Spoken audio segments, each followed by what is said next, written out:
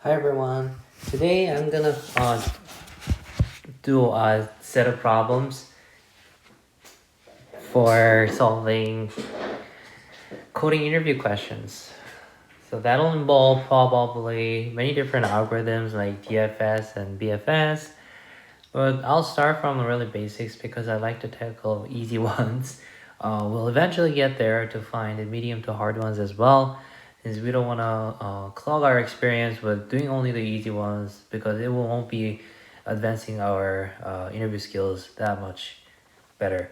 But still, since we are at the beginning of the stage, I'm gonna tackle one of the string problems. I'm gonna do most of the problems using C++.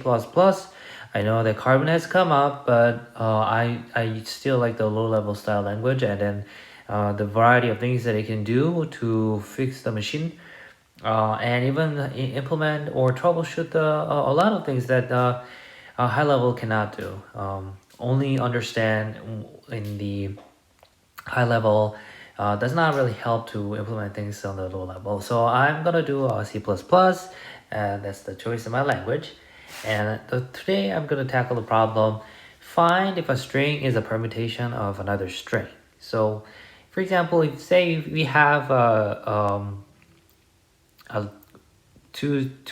one example where one letter is latter and another one is letter, and intuitively we know that this one is not letter is not the permutation of the letter where we write on paper, because it has a letter A on the first and a letter E on the second one. So they don't have a exact number of characters same on on each letter. So since it has one A here, but two E's here, no more. We don't have a A to fit this. Rearrange A to make a second string. So that's why it's not permutation of another.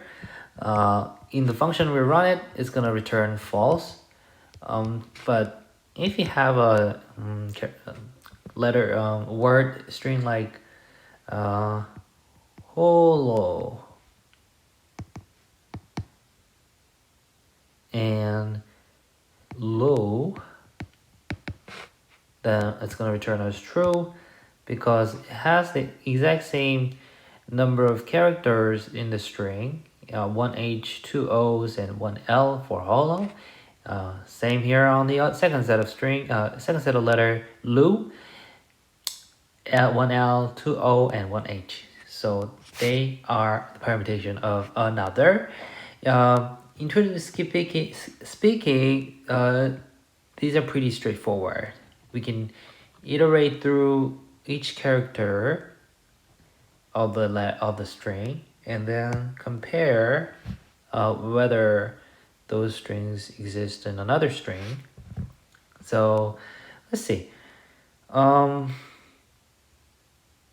In letter letter, we're gonna count. We're gonna keep track of the letter count in the count.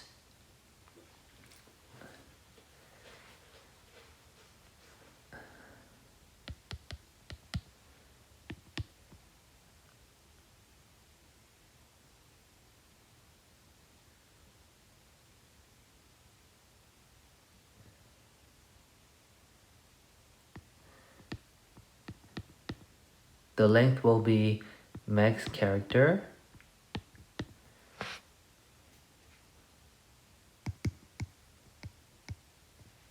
And for each iteration, let's run the iteration. Then we will for the first character L, what's the position relative to the max character? We're probably going to use the ASCII number. So int of this character will be the index of the count array. So this will be the index of count. So let's just assume that L is it has a certain ASCII character, but L, I'm not sure, but you can search up, but I'm just gonna assume that it's 5. Then in the count array, where it has the number of max characters, so you have all the space to save the count. And at the 5th position, actually 6th position from the 0th index will be increased to 1. And I'm just gonna check the same thing here for the second string, which also goes by L as a first letter, and this will decrease the count. So rendering the 6th position that will increase by 1 will decrease it down by 1, so making it 0 at the position of the L ASCII value. So we'll keep doing this iteration until we finish the last position of one string and the last position, either whatever comes first to be the last character in the string. So say if you have apple and banana, we will stop at the 5th index of apple and 5th index of banana, which is n, because then we know that we can't really compare with the further position, the 6th position, because it doesn't exist in apple. We will just we don't want to go over that index, so we'll go up to 5. So that will impact our condition statement that comes later. We'll talk about that when we actually try to implement the code. And someone might ask us, what if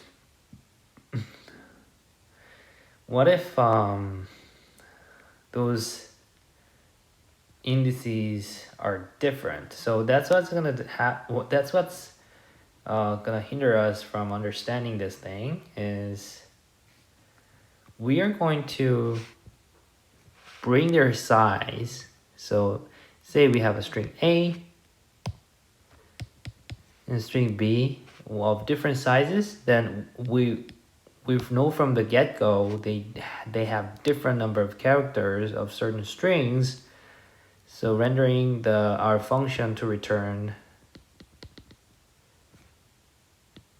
false.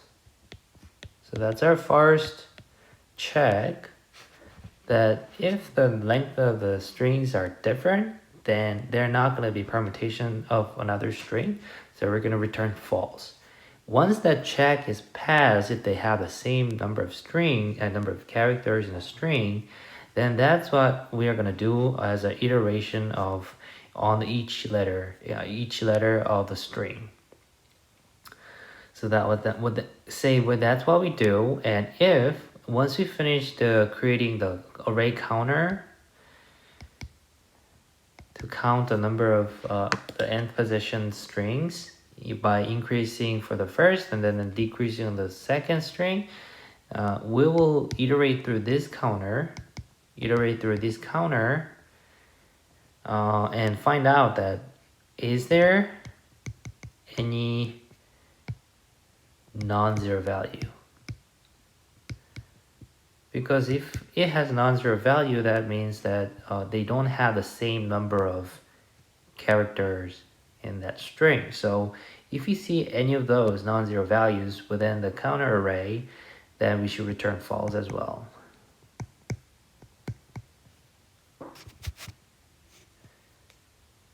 So this is a brief overview of how we'll be able to solve this. In the next video, I will jump on to implementing the code in C++.